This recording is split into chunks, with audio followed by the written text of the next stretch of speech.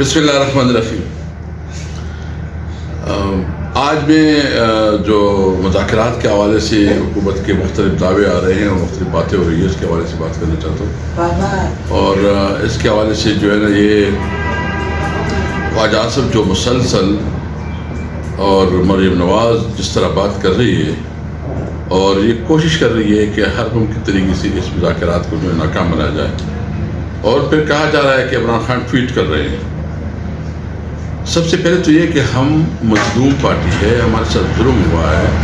26 نومبر کو ہمیں اپنی بنیادی حقوق سے روکا گیا، نہتے شہریوں پہ گولیاں چلائی گئی، 90 کے حوالے سے جو رویہ رکھا گیا اس کے بارے میں بھی ہم مظلوم ہیں۔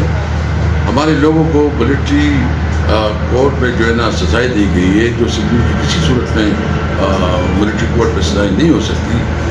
اس کے باوجود جو ہے نا سارا الزام عمران خان کے اوپر لگایا جا رہا ہے۔ دیکھیں، ہم نے پاکستان کے خاطر اپنے جو تحفظات تھے، جو ہمارے کنسرن تھے، جو ہمارے حکومت سے مطالبات تھے، اس میں ہم نے کافی کمی کی تاکہ ملک آگے بڑھے۔ ہمیں پتہ ہے کہ اس وقت ملک ایک بہت مشکل حالت سے گزر رہا ہے۔ آپ کے سرحداتوں پہ جو صورتحال ہے، معاشی طور پر جو ملک جس طرح چل رہا ہے، ملک میں مایوسی ہے، نا امیدی ہے۔ ہم نے پاکستان کے خاطر ایک قدم آگے بڑھنے کی کوشش کی۔ حکومت کے جو ذمہ داران ہیں، رہنما اس کو سبوتاژ کر رہے ہیں۔ میں صرف واضح کرنا چاہتا ہوں کہ نہ ہم کسی خوف پہ مبتلا ہیں، نہ کسی کی ڈر رہے ہیں۔ ہم صرف اپنی جو کنسرن تھی، اگر اس کو ہم نے کچھ تھوڑا پیچھے رکھا ہے، صرف پاکستان کی خاطر۔ ایک بات بالکل واضح کروں، ہم نے جو ٹائم دیا ہے اس ٹائم کے مطابق جو ہماری خواہش تھی کہ عمران خان کے ساتھ ہماری ملاقات ہو جائے، اور جو ہماری کمیٹی میٹنگ ہوئی تھی اس میں باقاعدہ فیصلہ ہوا تھا کہ حکومت نے وعدہ کیا تھا کہ ہم آپ کی ملاقات کروائیں گے، لیکن اس کے لیے ہیلی بانے بنائے جا رہے ہیں۔ بہرحال ہم اپنی جو ہماری بنیادی جو ہم چاہتے ہیں اس ملک کی جدوجہد کہ ملک میں آئین اور قانون کی حکمرانی ہو، ملک میں آزاد عدلیہ ہو، ملک میں سویلین سپریمیسی ہو، اور ملک میں ایک مضبوط پارلیمنٹ ہو، اور یہ ملک حقیقی معنوں میں عوام کی مرضی سے چلایا جائے، اس کی جدوجہد ہم جاری رکھیں گے۔